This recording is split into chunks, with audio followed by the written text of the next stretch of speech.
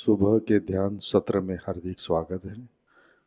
चित्त सहस्रार पे रख के सामूहिक बंधन लेते हैं।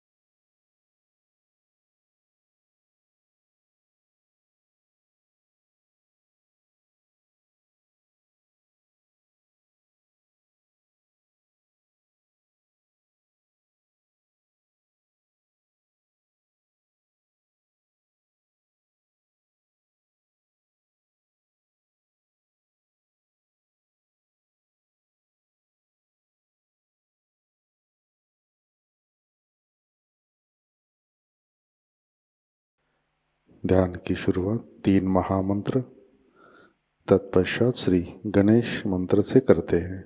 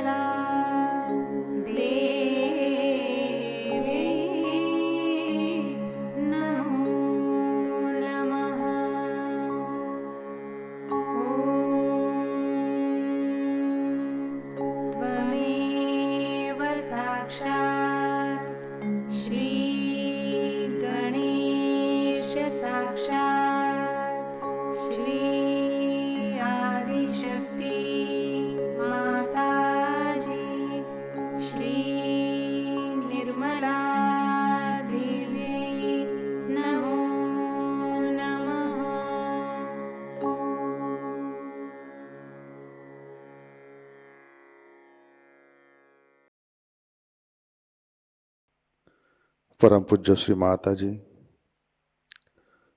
कृपावंत होकर आप हमारे सहस्रार पर विराजिए।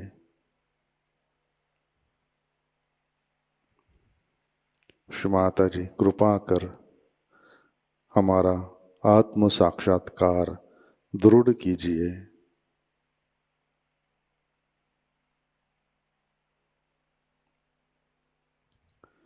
श्री माता जी, हम सब अपना अहंकार और प्रति अहंकार आपके श्री चरणों पर समर्पित करते हैं। कृपावंत होकर आप हमें निर्विचारिता प्रदान कीजिए।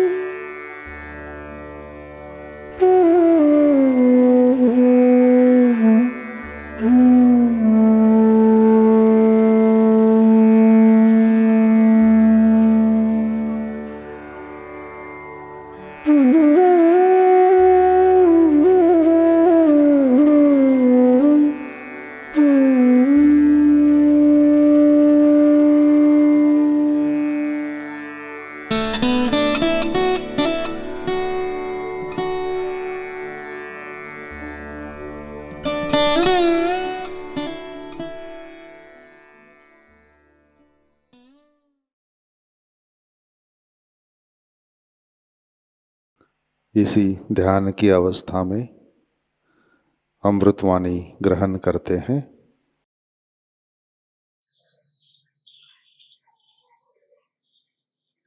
वहीं हमारे अंदर भी ऐसा ही सुंदर संगीत निर्माण हो सकता है। ये जो कुंडलिनी के अष्टचक्र आप देख रहे हैं,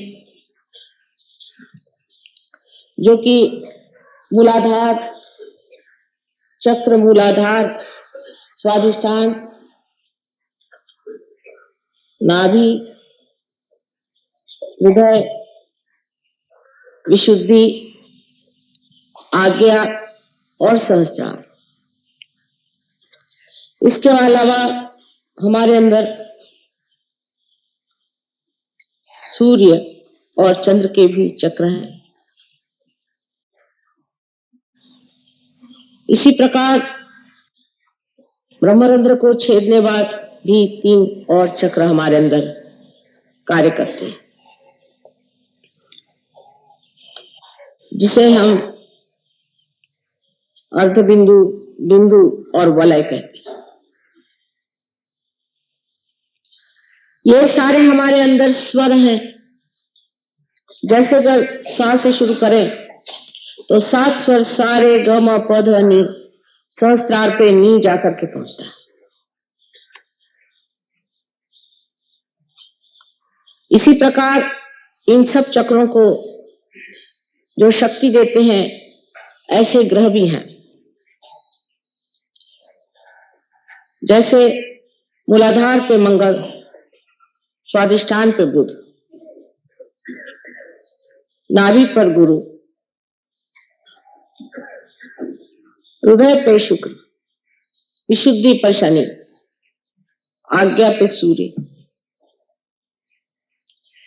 और सहस्त्रार पे सोमवार, जो कि शिव जी का या देवी का स्थान माना जाता है, आदिशक्ति का।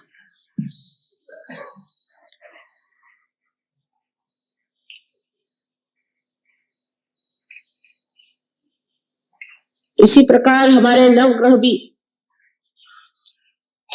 इन चक्रों पर वास करते हैं। इसका मतलब यह है कि जो कुछ भी ओंकार श्री गणेश से प्रेरित है, वो सारा ही एक ही स्वर, एक ही ताल में पूर्णतया बद्ध होकर के एक सुंदर संगीत का साज हमारे अंदर परमात्मा ने तैयार रखा हुआ है। इसको छेड़ने के लिए ही कुंडलिनी कार्यान्वित होती है। जब कुंडलिनी इन चक्रों को छेदती हुई ब्रह्मरंध्र तक पहुंचती है, उसके उत्थान से हर चक्र में न जाने कितनी ही गतिविधियां हो जाती हैं। बहुत से लोग सोचते हैं और कहते भी हैं कि माँ, ये इतना सरल कैसे? सरल तो ऐसे है कि जितनी भी जीवंत क्रियाएं हैं, सब बिल्कुल ही सहज है। एक बीज में अंकुर भी सहज आता है। लेकिन जो हम रोज देखते हैं, रोजमर्रा जानते हैं, उसके प्रति हमें कोई भी प्रश्न खड़ा नहीं होता। उसे हम मान से लेते हैं। जैसे कि आपके श्वास की क्रिया जो है, ये कितनी सहज है। इसके लिए अगर आप किसी गुरु के पास जाना पड़े या कुछ ग्रंथ पढ़ना पड़े या कोई लाइब्रेरी में जाना पड़े, तो कितने लोग जीवित रहेंगे। ये हृदय का जो स्पंदन अनहद हर घड़ी अपने आप ही कार्यान्वित रहता है, उसको अगर चलाने के लिए हमें बाह्य से कोई उपचार करना पड़ता, तो कितने लोग इस संसार में जीवित पैदा होते। ऐसी अनेक विध चीजें जो जीवंत है, हम देखते हैं। ये फूल खिलते हैं अपने आप और इनके फल भी हो जाते हैं अपने आप। ये उत्तम भरा प्रज्ञा जिसने इस सृष्टि को पूरी तरह से आशीर्वादित किया है, वो ये सारे जीवंत कार्य हर क्षण हर पल करती रहती है।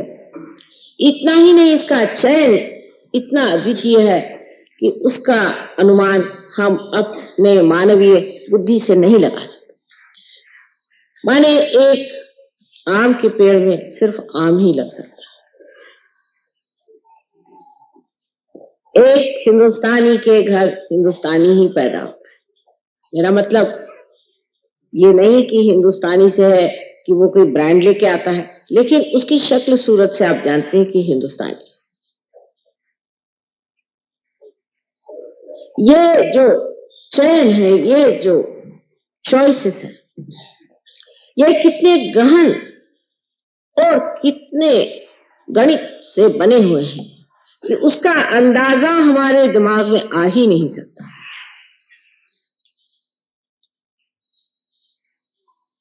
जैसे कि मैंने पहले कहा था कि सिर्फ एक ही हो सकता है कि जो ये सीमित बूंद है, इसे हम सागर में ढाल सकते हैं।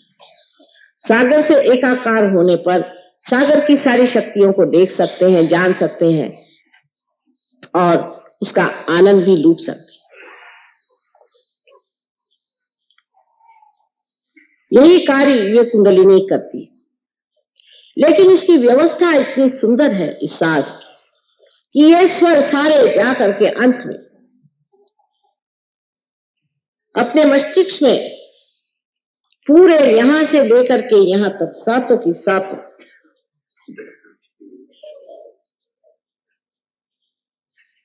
जिन्हें कि हम कहते हैं चक्रों के पीठ, पूरी तरह से अपने कार्य में संलग्न होते हैं।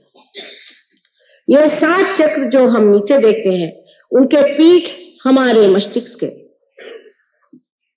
यहां से शुरुआत करिए या यहां से शुरुआत करिए तो मूलाधार आदि सब करते हुए यहां आपके हृदय चक्र, और हृदय के बाद यहां तक आप आज्ञा चक्र पे आ जाते हैं और यहां विशुद्धि चक्र है। ये तो सारा कुछ आप किताबों से जान सकते हैं, लेकिन जिसने आपको बनाया उसकी कमाल देखिए कि 7 स्वर बनाने के बाद उसके जो पीठ है, जो उसके हर एक स्वर का निनाद इन 7 पीठों से बने हुए इस मस्तिष्क में, इस ब्रेन में किस तरह से घुमाया जाता है, उसकी जो शक्ति है उसको किस तरह से एक सुंदर सुगठित तालबद्ध स्वर में आलापा जाता है। ये एक कमाल की चीज है जिसे देखते ही बनता है। इस कमाल को हम इसलिए नहीं देख पाते कि हमारी दृष्टि ही बाहर की ओर है, और अगर कहा जाए कि आप अंदर की ओर दृष्टि ले जाएं तो आप कहेंगे कि ये कैसे करें मां, ये तो मुश्किल काम है। आप अब इस वक्त मेरी बातचीत सुन रहे हैं, आपका सारा चित्त मेरी ओर है, लेकिन अगर कोई घटना घटित हो जाती है तो आपका चित्त वहां आकर्षित हो जाता है। उसी प्रकार कुंडलिनी का जागरण जब होता है तो जो आपका चित्त बाह्य में फैला हुआ है वो एकदम अंदर की तरफ दौड़ता है, और जैसे कोई एक कपड़ा चारों तरफ फैला हुआ, उसके अंदर से कोई चीज उसे ढकेलती हुई ऊपर की तरफ ले जाती है, इस प्रकार कुंडलिनी सहस्त्रार पे आने पर उसे चाक कर देती है। लेकिन उसका चाक करना भी इतना सुंदर है कि जब वो भेद होता है तो उस कुंडलिनी का प्रकाश उस सारे चादर में फैल जाता है। जो कहा है कि राम रंग रस भीनी,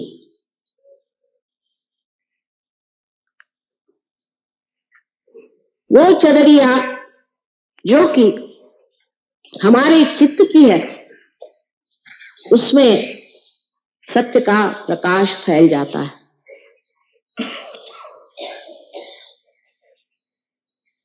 अब इतनी सुंदर रचना है कि हृदय चक्र बराबर यहां बीचों बीच है, जहां पर कि हमारा ब्रह्मरंध्र छेदन होता है। ब्रह्मरंध्र का छेदन उस जगह है जहां हमारा हृदय है।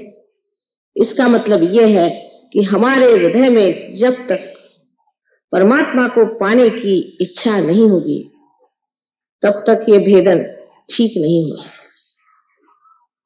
सारा काम हृदय का है, ये समझने की बात है। आप लोगों ने बुद्धि से मेरी बात समझ ली है,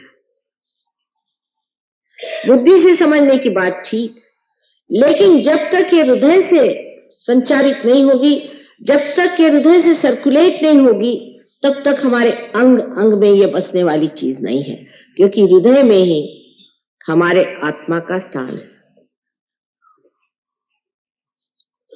इसलिए ये समझ लेना चाहिए कि हृदय को छेड़ने के लिए पहले हमें अपने हृदय को खोल देना चाहिए। इस हृदय में आत्मा का वास है, जिसके ऊपर 7 रंगों में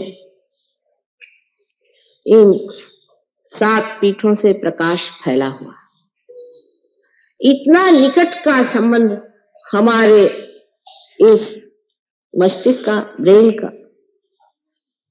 और इस हृदय का। लेकिन आज हमारा हृदय एक तरफ काम करता है, शरीर दूसरी तरफ काम करता है और बुद्धि तीसरे तरफ खींचती है। इसमें कोई समग्रता नहीं। समग्र माने सब अग्रों में से एक ही सूत्र जाना चाहिए। इसमें कोई इंटीग्रेशन नहीं है। इसीलिए हम अपने से ही रोज लड़ते रहते हैं, अपने से ही रोज झगड़ा रहता है। किसी का एक चक्र अच्छा है तो दूसरा खराब है, दूसरा चक्र अच्छा है तो तीसरा बिल्कुल कमजोर हो चुका, चौथा बेकार हो चुका। और इन चक्रों की लड़ाई में ही सब तरह की दुविधा, परेशानी, चिंता, बीमारियां आ जाती हैं।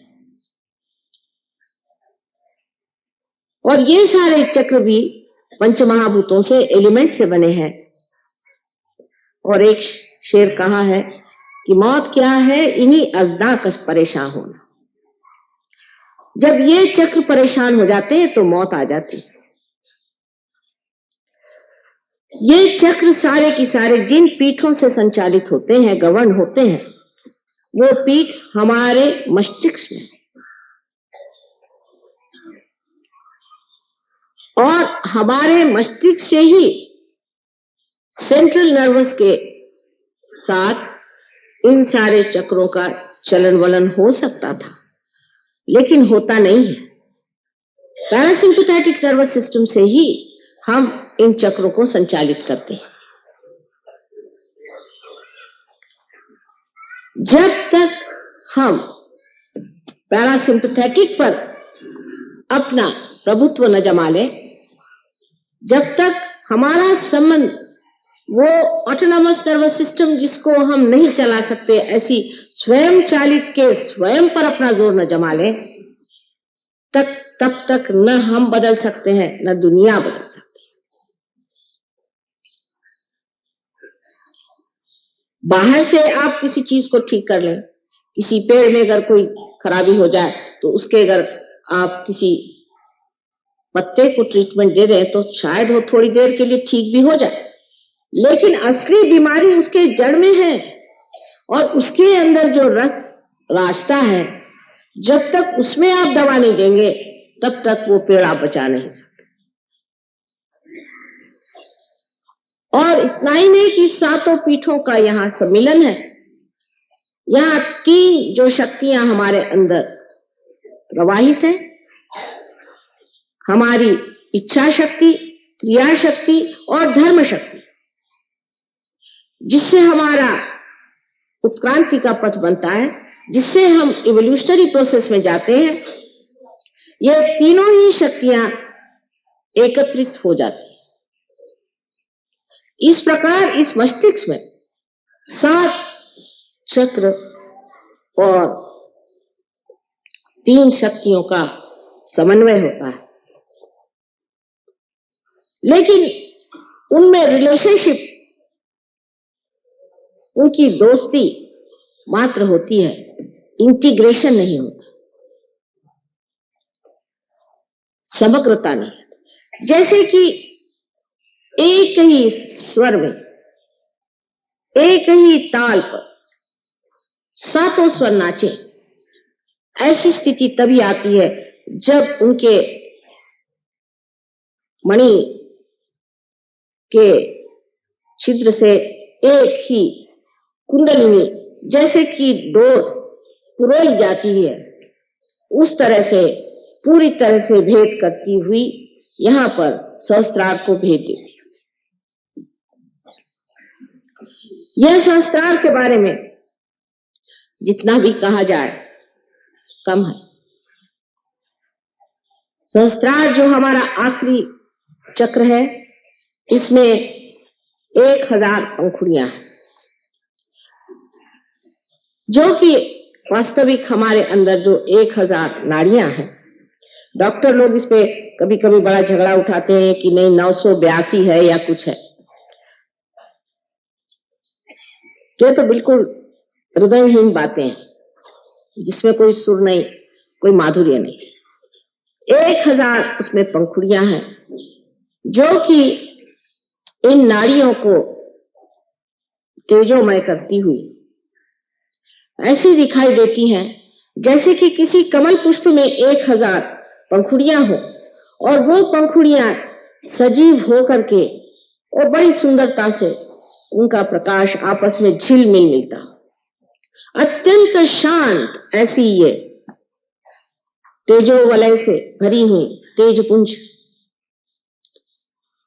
ज्योतियां जैसे कि पंखुड़ियां हो, इस तरह से प्रकाशित होकर के और आंदोलन करती रहती है। इस आंदोलन से जो हमारे अंदर आनंद निर्माण होता है उसे निरानंद कहते हैं।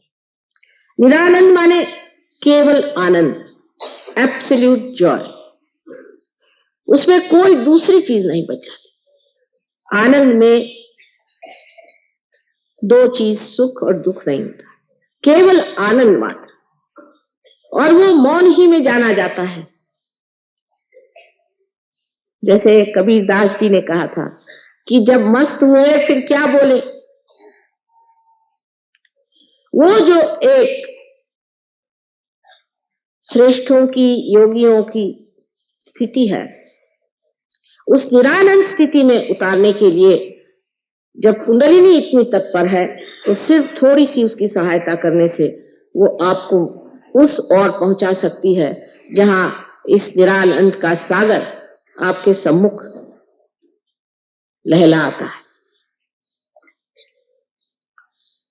इतनी काव्यमय कुंडलिनी की शक्ति है, इतना सुंदर उसका चलन वलन है कि देखते ही बनता है। हालांकि कुछ कुछ लोगों में मैं देखती हूं कि कुंडलिनी आहत है, आहत स्थिति में कुंडलिनी।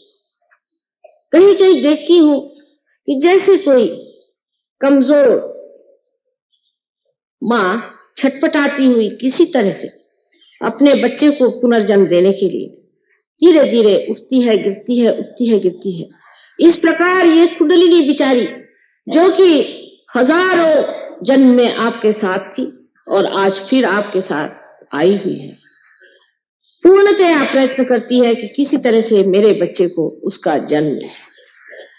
ये करुणामयी मां, प्रेममयी मां, ये आपको किसी तरह से तकलीफ कैसे दे सकती, जिसने हजारों वर्षों से यही प्रतीक्षा की कि मेरा बेटा किसी न किसी दिन इस शुद्ध इच्छा को पूरित करे और इस योग को प्राप्त करे, वो आपको किसी प्रकार से भी दुख नहीं दे सकती। लेकिन मैंने आपसे जैसे बताया, दुनिया में इतने कटु लोग हैं कि जो शुभ और उच्च चीजें हैं उनके प्रति भी कोई आदर नहीं रखते, उनको किसी भी चीज के प्रति आदर नहीं होता। वास्तव में ये लोग स्वयं का भी आदर नहीं करते, इसलिए ये समझ ही नहीं सकते कि संसार में कोई चीज उच्च हो सकती है, या ऐसी कोई विशाल चीज हो सकती है, या ऐसी कोई महान चीज हो सकती है जो पूर्णतया पवित्र हो। हमारे सामने इतने संतों के उदाहरण होते हुए भी हम लोग भूल जाते हैं कि जब वो इस संसार में आए तो वो अपने लिए नहीं आए, क्योंकि उनको क्या करने का था, वो तो सब कुछ पाए हुए थे। वो कुछ देने के लिए हमारे पास आए थे और जो उनको देना था वो उन्होंने काम हमारे अंदर, हमारे शरीर के अंतर्गत कर दिया है। सिर्फ उसकी जानकारी हमें नहीं। बाह्य से हम जरूर उनके गुण गाते हैं, उनके गाने गाते हैं, उनकी प्रशंसा करते हैं, लेकिन हम इससे अभी अभिज्ञ हैं। अभी तक हमने ये जाना ही नहीं कि वो स्वयं हमारे अंदर बसे हुए इस कार्य के लिए तत्पर है। एक बार कुंडलिनी का जागरण होने दीजिए, तभी ये कार्य होगा। संस्कार की सुंदर व्यवस्था ऐसी है कि अगर आप अपने ब्रेन को काट दें और ट्रांसफर सेक्शन में उसे देखें तो वास्तविक ऐसे दिखाई देगा जैसे कि कमल की पंखुड़ियां इस तरह से चारों तरफ लगी हुई। संस्कार की दूसरी कमाल संसार में आप देखिए कि श्रीफल माना जाता है, देवी का फल, जिसे हम लोग नारियल कहते हैं। इसकी तुलना हर बार अपने ब्रेन से होती है। आपको आश्चर्य होगा कि ऋतंभरा प्रज्ञा ऐसी है कि आप नारियल के पेड़ के नीचे या हजारों पेड़ों के नीचे सो जाइए, आज तक कहीं भी ऐसी वारदात नहीं हुई कि नारियल का पेड़ किसी पशु पर या किसी मनुष्य पे गिरा। क्या आप इस कमाल से परिचित हैं? जब तक आप समुद्र के किनारे नहीं जाएंगे तब तक आप इस कमाल को नहीं देख सकते। और समुद्र में भी एक कमाल देखिए कि नारियल के पेड़ जो समुद्र के किनारे में होते हैं, हालांकि इतनी जोर की हवा और बरसात और मानसून का थपेड़ा होते हुए भी सारे नारियल के पेड़ उस समुद्र के ओर झुक जाते हैं, क्योंकि वो हमारा गुरु तत्व है। क्योंकि वो हमारा गुरु है, इसलिए उसके आगे झुके रहते हैं, नतमस्तक रहते हैं।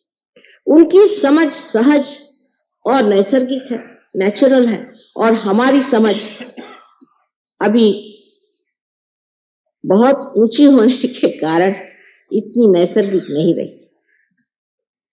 हम जरूरत से ज्यादा कुछ लंबे हो गए। अगर आप जरूरत से ज्यादा लंबे हो जाइएगा तो बहुत सी चीजें जो पाने की है कभी कभी खो जाती हैं, या अगर जरूरत से ज्यादा नाटे हो जाइए तो भी वो चीज खो ही जाती है। इसका मतलब यह है कि जब तक आप मध्य मार्ग में नहीं रहेंगे तब तक आपकी कुंडलिनी का जागरण बड़ा कठिन कार्य है। लेकिन तो भी आजकल परमात्मा की कृपा इतनी जबरदस्त है, इतनी अनुकंपा उनकी बह रही है, मैं स्वयं आश्चर्य करती हूं कि हजारों लोग एक साथ पार हो जाते हैं। हालांकि इसके बारे में भृगु मुनि ने अपनी नाड़ी ग्रंथ में लिखा था कि ऐसा होगा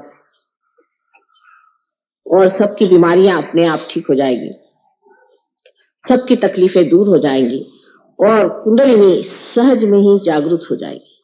आप सोचिए कि इस देश में भृगु मुनि का इतिहास में कौन सा समय कहते हैं, लेकिन हजारों वर्ष पूर्व भृगु मुनि हो गए और उन्होंने भी कुंडलिनी के बारे में बताया था कि सहज में ही कुंडलिनी जागृत होगी।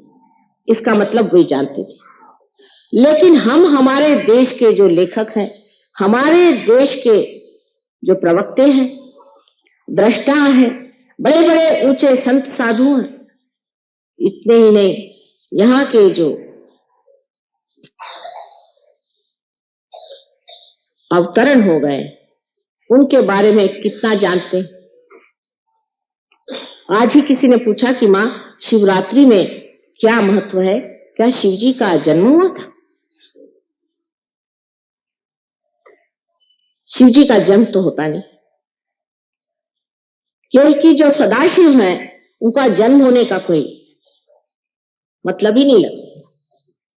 लेकिन शिवरात्रि का अर्थ यह है कि ये महारात्रि, जिस वक्त सारा संसार परब्रह्म स्थिति में सो रहा था, ये महारात्रि परब्रह्म सो रहा था। जैसे हम सो जाते हैं तो हमारी सृष्टि सारी हमारे साथ सो जाती है, इसी प्रकार ये सारी सृष्टि सो गई, ये महारात्रि थी। और तब उसमें सदाशिव जब जागृत हुए, सदाशिव माने जो कभी भी नहीं बदलते, जो कभी इनकार नहीं करते, जो सिर्फ एक साक्षी स्वरूप होकर के सारे संसार को देखते हैं, वो सदाशिव जब जागृत हुए तब उन्होंने अपनी शक्ति, जो आदिशक्ति, जिसे कि होली घोस्ट कहते हैं, जिसे वेदों में ई कहा गया, जिसे अचीना कहते हैं, इस शक्ति को अपने से अलग करके और कहा कि तुम सृष्टि की रचना करो। इसलिए शिवरात्रि आज मनाई जाती है कि आज की रात्रि के बाद शिव जी जागृत हो गए, सदाशिव जागृत हो गए। यही सदाशिव जब हमारे हृदय में आत्मा स्वरूप प्रकाशित होते हैं तो इसे शिव कहा जाता है। उस वक्त बहुत से लोग अज्ञान में उपवास करते हैं। शिवरात्रि के दिन उपवास करने का तुक समझ में नहीं आता, क्योंकि जिनको यही मालूम नहीं कि शिवरात्रि के दिन क्या चीज हुई। यहां तक लोगों ने पूछा कि क्या उस दिन शिव जी की मृत्यु हो गई थी? जो अनंत है, उनकी मृत्यु कैसे हो सकती। इतने हम लोग अज्ञानी हैं कि उस दिन हम उपवास करते हैं जिस दिन वो जागृत हुए थे। आज हमारे अंदर वो आत्मा जागृत होने का समय आया। हम लोग भी एक महारात्रि में डूबे हुए थे, एक महारात्रि जिससे ये घोर कलयुग छाया हो, एक महारात्रि है। और इस महारात्रि में जागृत होने के लिए आप आज सम्मुख बैठे हुए हैं। आपके अंदर बसा हुआ आत्मा आज जागृत होना चाहिए। ये आत्मा सच्चिदानंद स्वरूप, सच्चित आनंद। सत माने ये कि आप सत्य को जानते हैं। अभी तक आपने सत्य को नहीं जाना। अभी तक जो जाना है वो सब भ्रम।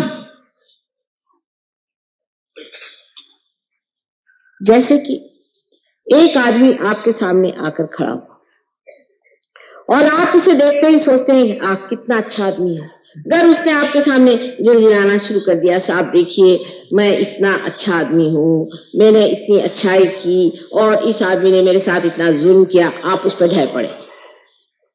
हो सकता है कि वो किसी जेल से छूटा हुआ चोर हो सकता है वो आपको लूटने के लिए आया हो या आपको मर्डर करने के लिए आया।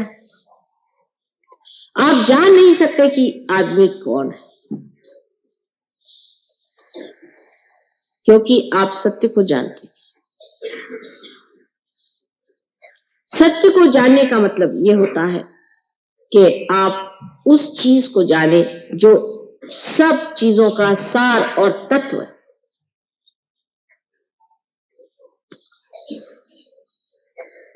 जैसे कि मनुष्य का सार और तत्व क्या, उसका सार और तत्व उसका आत्मा है।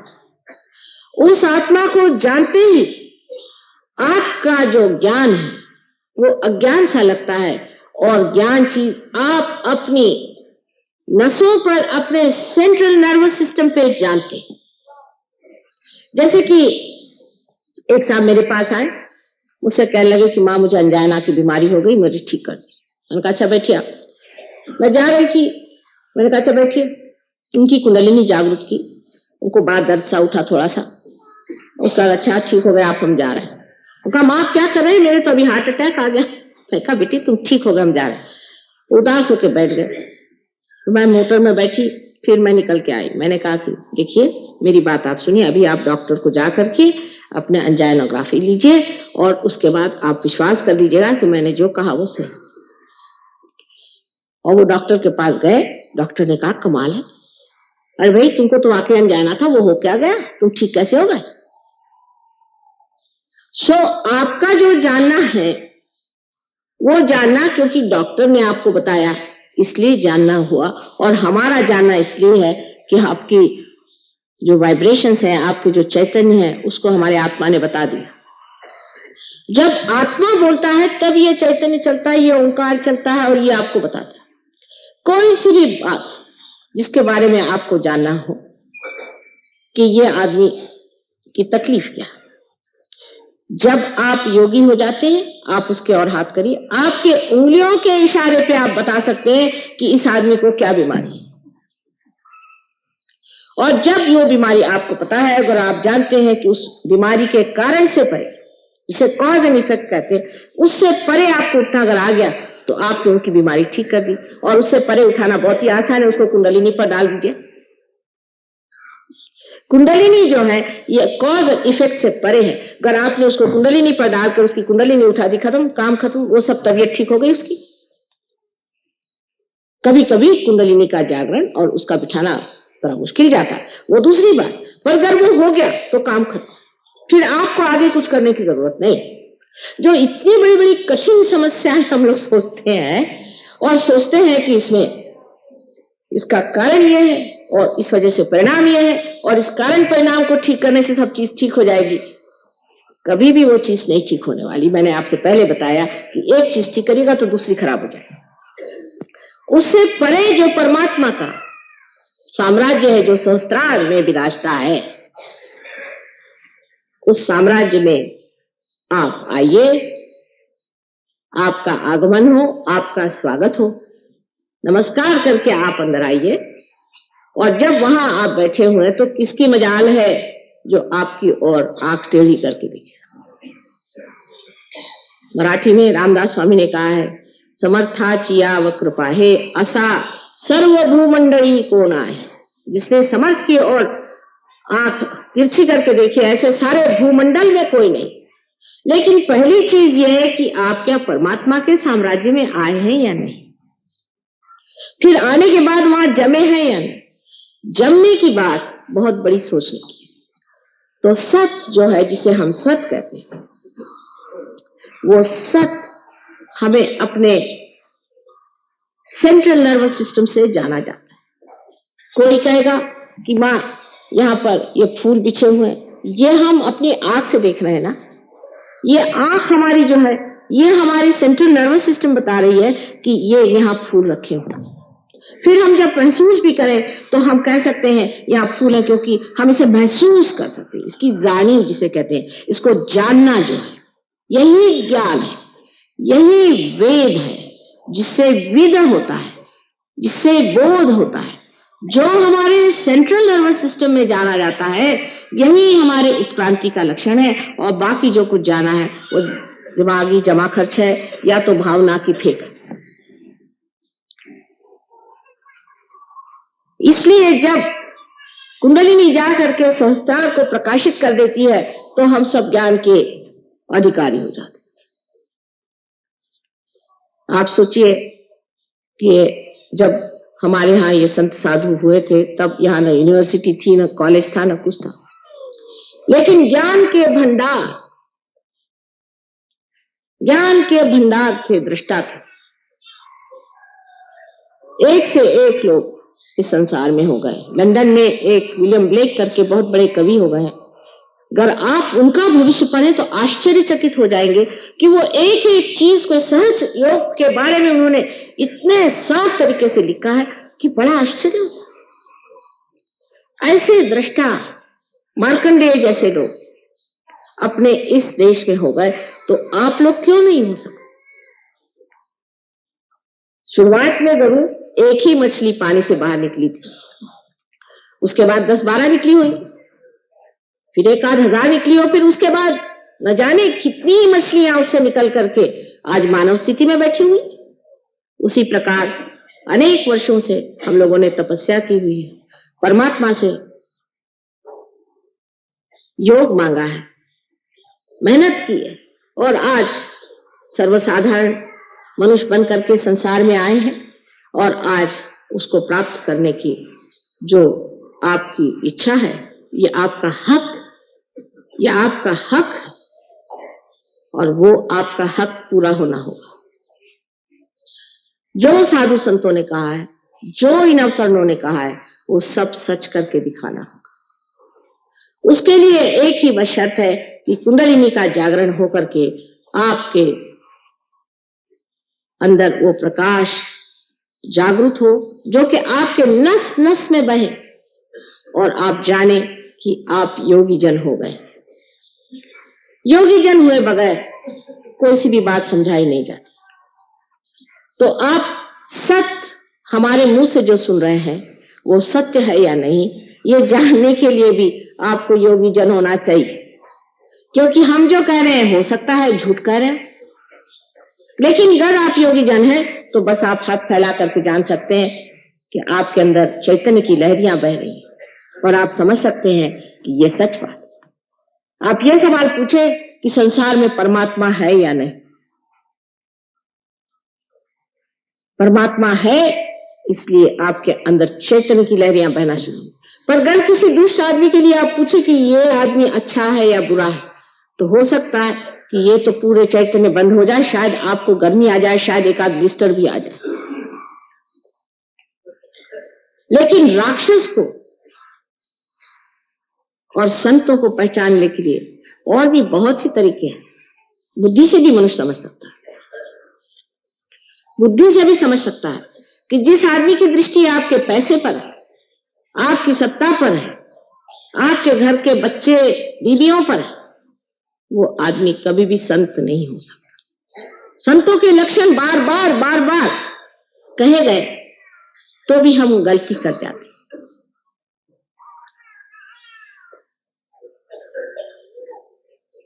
इसलिए पहले सत्य को जानने के लिए कुंडलिनी को हमारे सहस्त्रार में प्रवेश करके उसको प्रकाशित करना चाहिए, जहां ये 1000 पंखुड़ियां जागृत होकर के सुंदर कलियों के जैसे, पंखुड़ियों जैसे सुंदर नृत्य करें। इसे आप देख अभी नहीं सकते, बाद में आप देख सकते, क्योंकि जब आपको हो जाते हैं, जब आप स्वयं ही प्रकाश होते हैं, तो आप प्रकाश कैसे देखेंगे? जब आप प्रकाश हो गए तब लोग पूछते अब मां क्या करें? जब दीप जला लिया तो आप प्रकाश दीजिए। जब तक आपके बुद्धि में ये प्रकाश नहीं आता है, तब तक आपकी शक्ति 1000 गुना कम है। मैं तो कहूं कि इसका कोई अंत नहीं, फिर अनंत तक है शक्ति। पर उससे पहले इतनी सी जो शक्ति है, जैसे कि एक बरगद का पेड़ एक छोटा सा बीज होकर के अंत में इतना बड़ा पेड़ हो जाता है, उसी प्रकार जो मनुष्य की बुद्धि अपने को इतनी छोटी और सीमित लगती है, वो इस कदर बढ़ जाती है कि उसकी शाखाएं फिर चारों तरफ उतर उतर के उसे और विस्थापित करते जाती है। ये परमात्मा का सत्य स्वरूप है, आत्मा का सत्य स्वरूप है। आत्मा सत्य को बताता है, लेकिन सहयोग में जरूरी है कि आपकी बैठक होनी चाहिए। अब आपने म्यूजिक सुना, हिंदुस्तानियों को तो ये बात समझनी चाहिए कि म्यूजिक चीज जो है बैठक के बगैर नहीं, बैठक चाहिए। पार तो हो जाएंगे आप, ठीक है, पर उसके बाद अगर बैठक नहीं हो तो आप समर्थ नहीं हो सकते, आप पूरी तरह से इस पे प्रभुत्व नहीं पा सकते। इसके लिए बैठक चाहिए, अभ्यास चाहिए। और जब तक वो अभ्यास नहीं होगा, आपके अंदर उसकी संवेदना, इस कदर नाजुक संवेदना, गहन संवेदना जागृत नहीं हो सकती, क्योंकि ये नसों से जाना जाएगा। और ये नसें आज तक जड़ रही, ये नस जब तक वो नवीन जागृति के नए आयाम में, डायमेंशन में जब तक नहीं जागृत होती, तब तक आप नहीं जान सकते। हमारे एक बार बहुत से लोग हमसे कभी कभी सोचते हैं कि ये इनको क्या पता होगा, ये तो बहुत सीधी लगती है। और एक साहब आए, कहने माए देखिए ये आपका फोटो कैसा है। मैंने कहा बिल्कुल गलत, मैं बता दूं किसने निकाला। उनका अच्छा बताइए। मैंने उस आदमी का नाम बता दिया जिसने ये फोटो निकाला। मैंने कभी देखा नहीं था, किसी ने भी नहीं। वो चक्कर में आ गए कि माँ तुमने कैसे जाना। मैंने कहा हम सबके चक्रों को जानते हैं, और उस चक्र को इस चक्र में जान रहे कि उसी पे सारा काम हो रहा है, इसका मतलब उसी आदमी ने फोटो खींचा। एक साहब हमें समझाने के लिए आए कि माँ आप बहुत सीधी हैं, आप जानती नहीं, ये बड़ा राजकारणी आदमी है और इससे समझ के रहिए और कुछ गड़बड़ कर सकता है। मैंने कहा अच्छा इतना ही बताना है आपको? पहले हाँ। अच्छा आप सुनिए, आप मैं इसके बारे में क्या जानती हूँ कि इसकी बीवी अपनी नहीं है, किसी ब्राह्मण की बीवी भगा के लाया है। अब इसका बच्चा तो और इसका है, लेकिन ये बीवी दूसरे की। और सब उसका मैंने जो कच्चा चिट्ठा खोलना शुरू कर दिया तो वो आंखें फाड़ गई, देखने लगे कि माँ ने इस आदमी को तो एक ही बार देखा और इतना कैसे बता गई। पर यह बताना कोई बड़ी भारी बात नहीं, इसकी कोई जरूरत भी नहीं आपको। लेकिन आप ये बता सकते हैं कि आप में कौन सा दोष है। और जब आप सत्य हो जाते हैं तो असत्य से आप अलग हो जाते हैं। जैसे कि इस कपड़े पर अगर कुछ दाग लगा है और उस वक्त प्रकाश आ गया तो मैं इससे अलग सोचती हूँ कि इसे कैसे साफ कर दिया जाए। इसी प्रकार आप अपने से अलग हट करके जानते हैं कि ये असत्य, ये हम नहीं ले सकते। जैसे आज एक साहब आए, कहने माँ मेरा आज्ञा चक्र आप ठीक कर दीजिए। मतलब क्या कि मुझे अहंकार हो गया, इसे आप निकाल दीजिए। अगर किसी आदमी को कह दीजिए कि आपको अहंकार है तो वो मार बैठेगा आप। लेकिन जिस वक्त आज्ञा चक्र में दर्द होने लग जाता है तो खुद ही कहते माँ मेरा आज्ञा जरा कृपया आप ठीक कर दीजिए, इस आज्ञा से मैं परेशान हूं। क्योंकि जो चीज आपकी दूषित है वो इशारा ही नहीं करती, कभी कभी दुखती भी है, कभी कभी बताती भी है, जताती भी है, और आपके उंगलियों पे आप जानते हैं कि आपको क्या शिकायत है, और आपको शिकायत से एकाकार नहीं।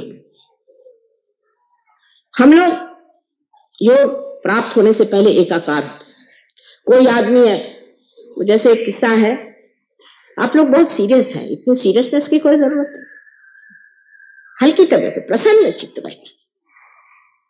परमात्मा का विषय सीरियस नहीं है, गंभीर है, लेकिन सीरियस नहीं, प्रसन्न चित्त बैठे।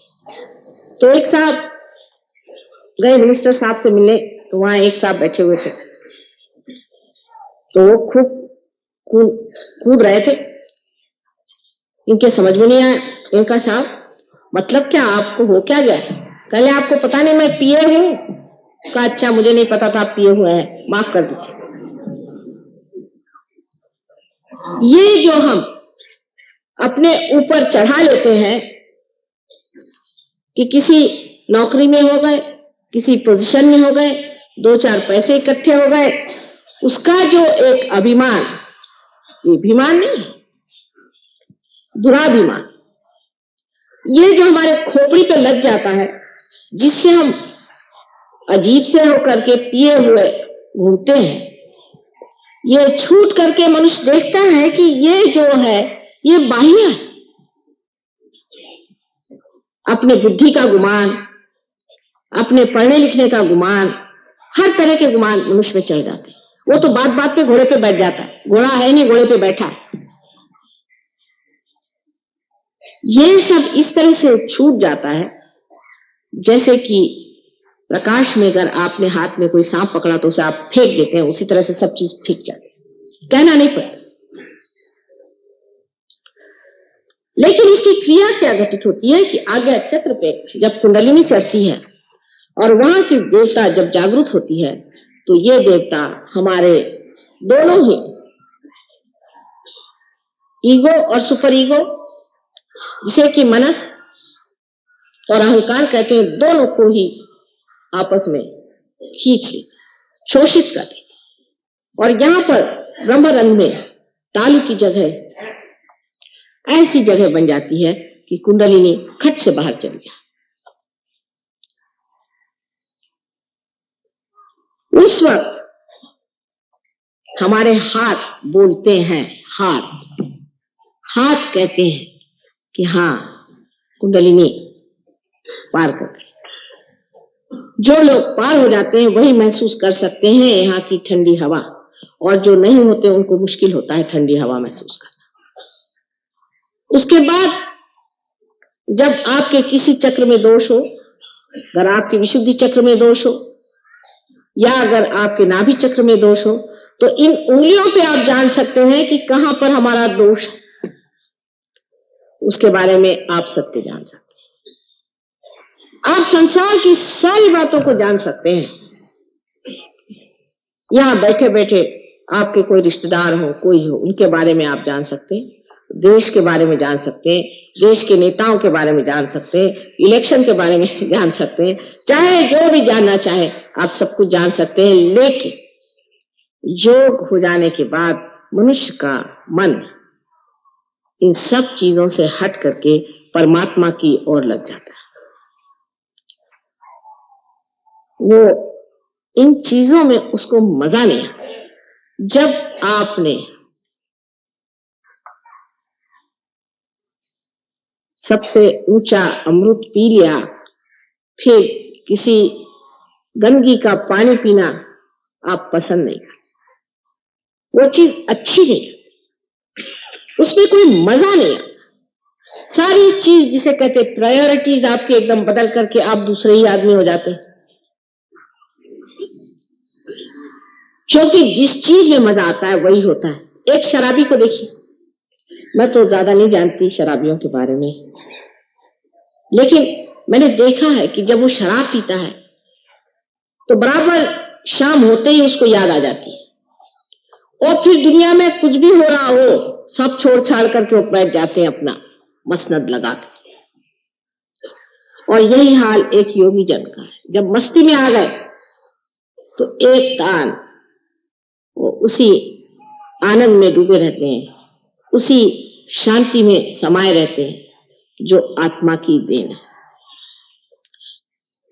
महाराष्ट्र के एक बड़े भारी कवि नामदेव, उनकी कविताएं ग्रंथ साहब ने, गुरु नानक साहब ने बड़े प्रेम से मराठी ही भाषा में लिखी।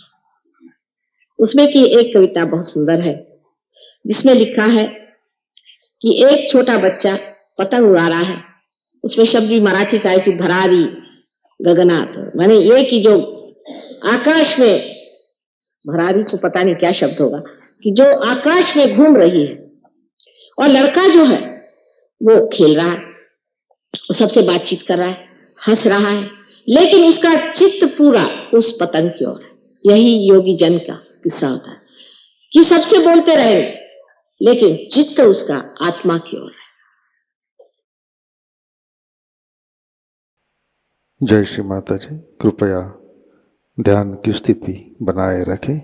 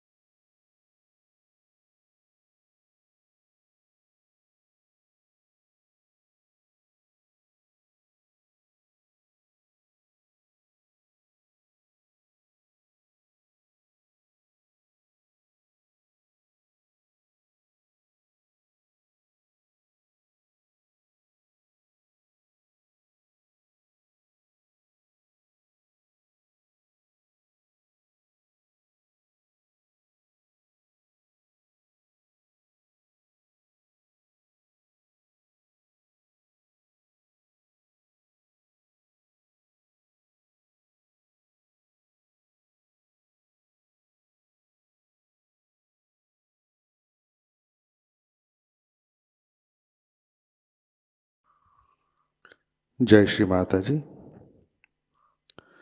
अपना चित्त सहस्रार पे रखें, प्रार्थना अर्पित करते हैं। परम पूज्य श्री माता जी, आज का ध्यान हम सब आपके श्री चरणों पर समर्पित करते हैं।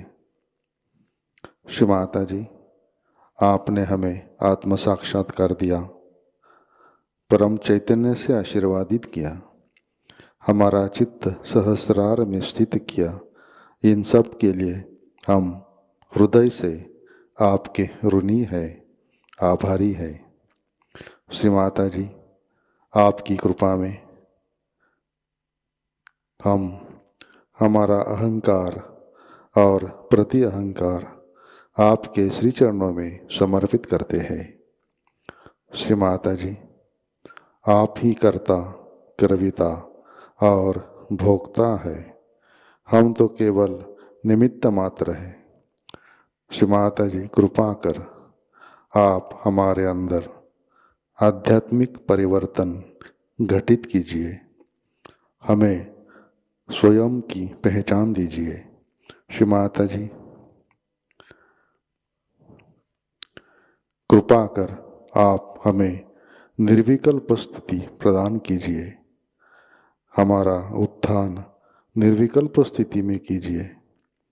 श्री माता जी, कृपा कर आप हमें विश्व निर्मल धर्म में प्रस्थापित कीजिए। श्री माता जी, हमारे सारे प्रार्थनाओं को स्वीकार कीजिए और हमें आशीर्वादित करने की कृपा कीजिए। परम पूज्य श्री माता जी, आपके श्री चरणों पर हमारा कोटि कोटि नमन, कोटि कोटि नमन, अनंत कोटि नमन। जय श्री माता जी। सामूहिक बंधन लेते हैं।